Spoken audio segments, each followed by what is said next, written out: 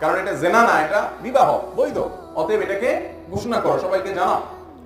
অতএব এটা গোপনে করার জিনিস না। কিন্তু কেউ যদি গোপনে বিয়ে করে, শরীয়ত অনুযায়ী বিয়ে হয়ে যাবে।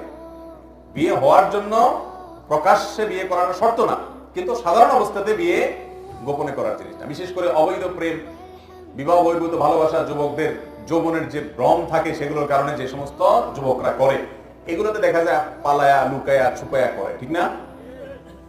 কি রে ভাই, চুরিদারি না মানুষ লুকায়া করে? ভালো কাজ লুকায়া করে মানুষ?